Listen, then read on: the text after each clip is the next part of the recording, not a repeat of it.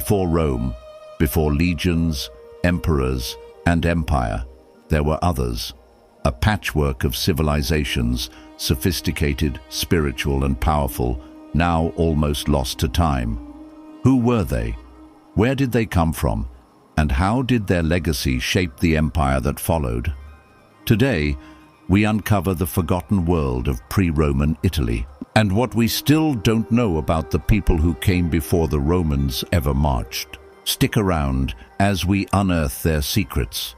This is Forgotten Hidden Histories. They built cities before Rome.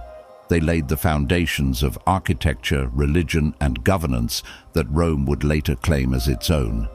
But the Etruscans, once rulers of central Italy, remain one of history's greatest mysteries. Their language, still only partially decoded. Their origins, hotly debated. Were they native Italic people, or did they arrive as immigrants from the East? Their art is haunting, vivid, and seems almost obsessively focused on death, the afterlife, and ritual. Etruscan tombs are filled with life-size statues of the dead, reclining like nobles at a banquet, forever waiting. But for what? We still don't know.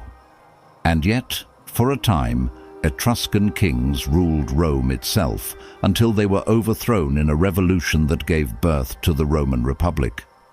This forces us to ask a fundamental question: who really gave birth to Rome?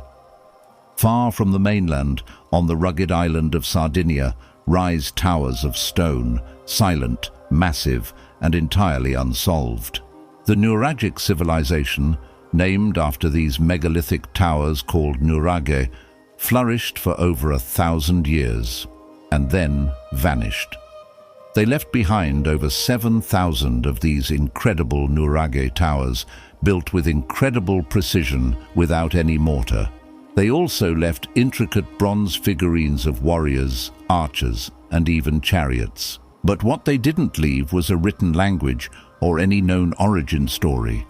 Who were these master engineers of stone? And why did their entire civilization disappear? Some historians believe they were sophisticated traders who dealt with the Phoenicians and the Mycenaeans. Others whisper their monumental structures inspired the myths of ancient giants. But one thing is certain: they were advanced, isolated, and their story remains unsolved. Not all of Rome's early history was a story of inevitable conquest. Much of it was a desperate struggle for survival.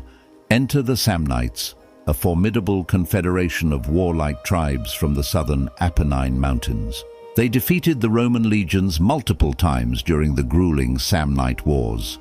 They introduced the practice of gladiatorial combat, originally as a solemn funerary rite to honor the dead.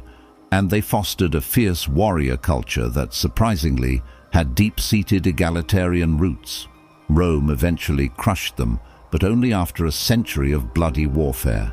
In the process, Rome learned crucial lessons about tactics, formations, and the kind of ferocity needed to win.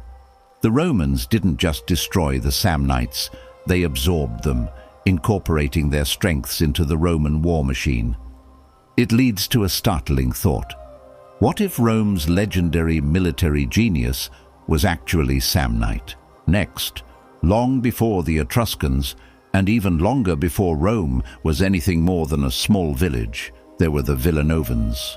They were Italy's first Iron Age culture, and we know them primarily for their distinctive cremation burials in urns shaped like miniature huts. They were also masters of fine metalwork in both bronze and iron, creating intricate tools and ornaments. Their settlements show signs of organized proto-urban planning, laying the very first groundwork for the cities that would follow. Many scholars believe the Villanovans eventually evolved into the Etruscans, but the link remains uncertain, a missing piece in the puzzle of ancient Italy. They seem to just disappear from the historical record, like smoke, but their cultural fingerprints remain, hidden in the tools, the tombs, and the traditions that Rome would later inherit and refine. Rome wasn't born in a vacuum. It inherited, it borrowed, it stole, and sometimes It deliberately buried the cultures it conquered. From the complex religious rituals of the Etruscans to the unyielding fighting spirit of the Samnites to advanced engineering knowledge possibly rooted in Sardinia, Rome was not a beginning. It was a continuation, the culmination of centuries of innovation from other peoples. So why did Rome erase so much of this history? Because power seeks to control memory. And as we all know, history is written by the victors. We're only now, through archaeology and new research, starting to unearth the truth that was buried under the foundations of the empire. We remember Rome, its glory and its grandeur, but we've forgotten who Rome itself remembered. We've forgotten the civilizations that laid the groundwork, the peoples who taught the teachers, who trained the conquerors, who ultimately shaped the world we know today. The deeper we dig beneath Italy's soil, the more we realize a profound truth. Rome wasn't the origin, it was the echo. Thank you for joining us on this journey into the past. If you want to explore more forgotten worlds, buried truths, and the untold stories that came before the empire, please subscribe and click the notification bell. We'll see you next time.